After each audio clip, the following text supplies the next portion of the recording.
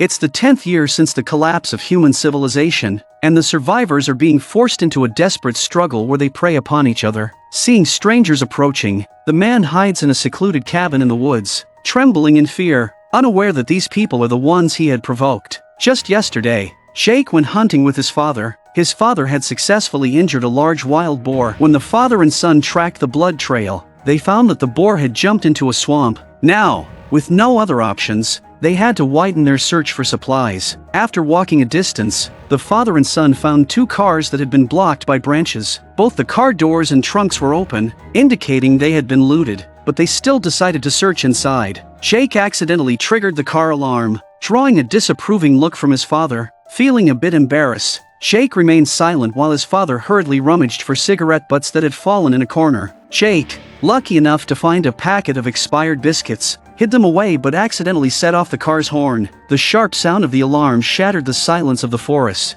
soon causing a pack of wild dogs to emerge. In a panic, his father shoved Jake into the back seat, quickly closing the trunk and hiding in the driver's seat. Fortunately, the wild dogs didn't find them, and the father and son narrowly escaped. Jake, who had always been well cared for by his father, still had the mentality of a child. Taking advantage of his father's distraction, Jake snuck a biscuit. By the time they were about to leave, Jake had almost finished it. He quickly took the last piece, tossing the wrapper aside. In an area where no one had been for a long time, the appearance of a fresh wrapper was bound to bring disaster. The next day, while Jake was using the bathroom, he suddenly heard noises behind him. Turning around, he saw a large group of strangers walking toward him. Panicked, Jake pulled up his pants and quickly hid back inside the cabin, covering himself with the shelter. Unaware that these people were the result of his own actions, Jake peeked through a crack in the door to observe, and he saw the group getting closer. Terrified, he fell to the ground. His father woke up from the noise and,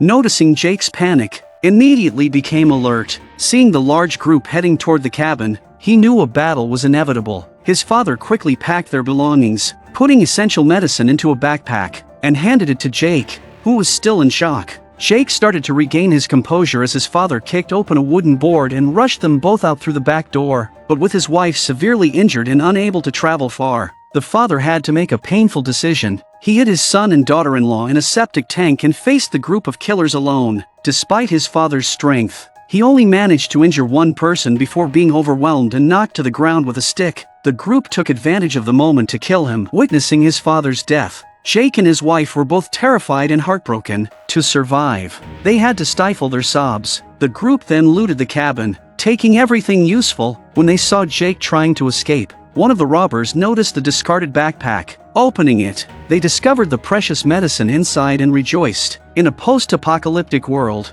most people were infected by bacteria, and only the medicine could keep them alive. Jake's wife needed the medicine to survive, but now all the pills had been stolen. Jake watched helplessly as his father's body was tied up and carried away by the thieves. As they passed by the septic tank, the leader noticed something unusual. He tried to lift the lid, but Jake managed to hold it down with all his strength, preventing the thief from opening it. Curious, the leader leaned closer to the hole to investigate but was quickly repelled by the stench. This gave Jake and his wife a brief moment of respite. When the robbers finally left, Jake climbed out of the septic tank and saw the biscuit wrapper on the ground. He realized that his greed had led to this disaster. Inside the cabin, it was a mess, with all the supplies they had gathered now gone. Worst of all, his wife's wound had become severely infected. She lay on the bed, unconscious, with no medication to treat her. Jake felt utterly helpless, and in his despair, the thought crossed his mind to end his wife's life with a pillow. But with his father now dead,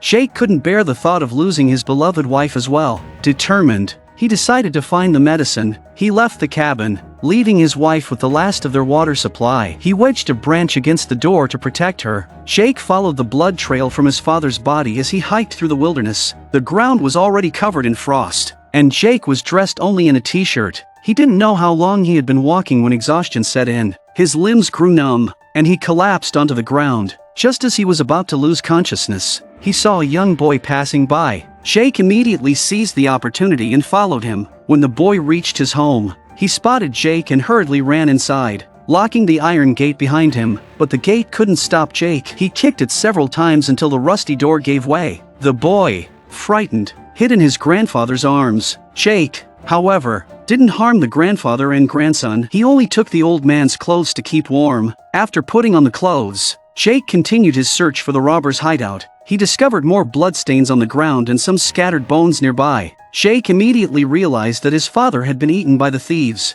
and he couldn't help but vomit in disgust. With great sorrow, he buried his father's remains before regaining his composure. Now, with his wife's life hanging by a thread, Jake knew he had to find the thieves quickly and get the medicine to save her. But with the blood trail fading, the only clue he had left was gone. Jake suddenly had an idea and quickly climbed up a nearby tree to get a better view. Sure enough, he saw smoke rising in the distance. With a clue in hand, Jake was about to set off when he realized he was still in the tree. Before he could react, he lost his balance and fell hard to the ground. Even worse, the noise he made attracted a pack of wild dogs. Jake immediately prepared to flee, but his leg, injured from the fall, hindered his movement. Jake fell beside a campfire and remembered that animals were afraid of fire. He decided to relight the fire to scare off the beasts. As the sun began to set, Jake successfully reignited the campfire. He fed it with more wood to increase the flames. Jake waved a torch to successfully scare off the pack of wild dogs. When Jake woke up at dawn, the fire had gone out again. Having narrowly escaped danger, he continued his journey. Along the way, Jake spotted a closed blue tent. He opened it and began searching for supplies. He tossed aside the thin clothes and took 2 boxes of spare matches,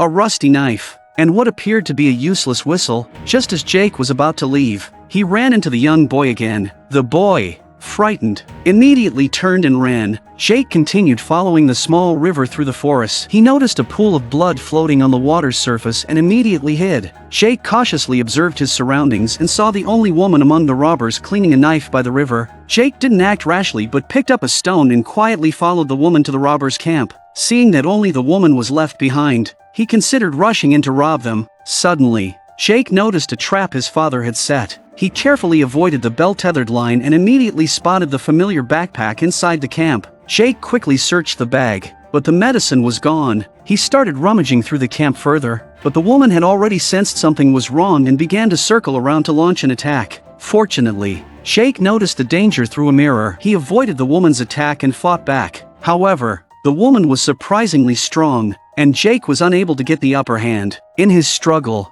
Jake grabbed the stone he had collected earlier and delivered a fatal blow to the woman. Drawn to a nearby RV, Jake entered to search for the medicine, but when the robbers returned, Jake quickly wiped away the bloodstains and covered up the signs of the earlier fight. He then dragged the woman to a hidden spot and hid himself. When the robbers returned to the camp, they also captured the innocent young boy. To Jake's surprise, the leader was very observant and immediately noticed that the mirror had been moved. The leader calmly retrieved the medicine from a locked cabinet and distributed it to the injured members of his group before locking the box again. The leader then went to the riverbank to search for the woman but couldn't find any trace of her. It wasn't until one of his men found a dropped weapon nearby that the leader decided to take his entire group to search for her. Jake, hiding in the bushes, quickly covered the woman's body with leaves and quietly crawled into the camp. With only one injured infected person left behind, the others had all gone with the leader. Unable to move due to his condition, the infected man stayed in the RV to rest. Jake seized the opportunity to try to rescue the boy, but the boy,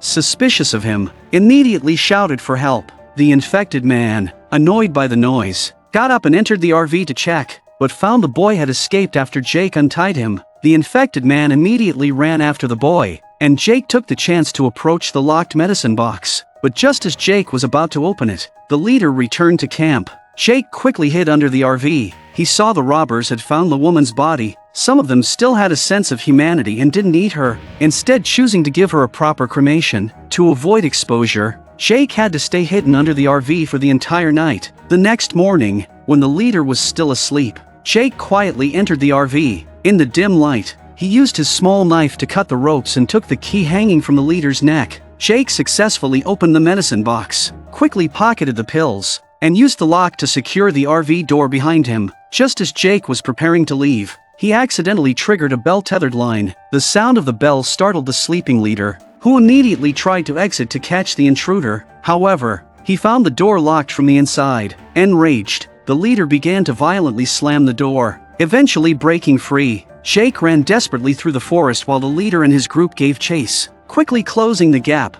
Meanwhile, Jake's wife had been woken by the sounds of the wild dogs. When she opened her eyes, she saw the danger outside. The dogs had surrounded the cabin, and one of them had already pushed its head through a gap in the door. Jake was in grave danger, but thanks to his familiarity with the terrain, he was able to use it to his advantage and evade the robbers. He ran through the forest until he found an abandoned house, where he noticed numerous wild dog footprints inside. The elderly man, no longer protected by an iron door, had become the dog's prey. This sight deeply shook Jake, who stumbled out of the house in despair. With no strength left to resist, Jake accepted the inevitable as strange figures attacked him. When he regained consciousness, he found himself bound and thrown on the ground. The robbers were busy sharpening knives and starting a fire, preparing to cook Jake alive. Jake wasn't ready to die just yet. Suddenly, he noticed the whistle he had picked up earlier lying beside him. As the robbers weren't paying attention, Jake blew the whistle, sending a shrill sound throughout the forest. The wild dogs, having been hungry for a long time, soon arrived, and the leader realized the danger. He quickly kicked Jake to stop him, but it was too late. The dogs' howls filled the air, and they pursued the robbers. Taking advantage of the chaos, Jake used the small knife he had hidden to cut his ropes and hid behind a nearby tree to evade the dogs. Jake quickly dressed in the robbers' clothes and prepared to fight back. After the robbers managed to escape the dogs, they immediately set out to find Jake and take their revenge. The first man to arrive at the scene found that Jake had disappeared. He immediately began searching the area. Soon, he spotted a corner of a jacket sticking out from behind a tree. He took out a knife and launched a sneak attack, only to realize he had picked up a discarded piece of clothing. Jake, taking the opportunity, jumped down from the tree and landed on the man's neck, catching him off guard. Jake quickly swapped clothes with the man and dragged the body forward, attracting another team member. At first, the robbers mistook Jake for an ally, but as they got closer, they realized the mistake. But it was too late. Jake swiftly turned around and stabbed the second man in the chest with a knife. After dealing with the second robber, Jake took the man's bow and arrows, which, coincidentally, had been made by Jake's father. Determined to exact revenge, Jake fired an arrow that struck the leader in the thigh. The leader, however, displayed incredible pain tolerance and quickly snapped the arrow off his leg. Jake tried to shoot again, but the bowstring snapped, leaving him in a precarious position. With the sound of the wild dogs closing in again, both Jake and the leader had no choice but to hide. Jake, having run for what felt like miles, stumbled upon a house. He cautiously approached and was relieved to find that the house had already been abandoned. He spotted a skeleton lying nearby and, to his surprise, found a gun next to it. Jake carefully entered the house and discovered a stash of supplies, including another gun. Now armed with 2 weapons, Jake felt empowered and ready for anything. But just as he was preparing to pack some food, he heard the sound of someone entering the house. Jake turned to see the leader had followed him. Taking advantage of the leader's momentary lapse in attention, Jake aimed the gun at him, only to discover the gun was unloaded. The leader,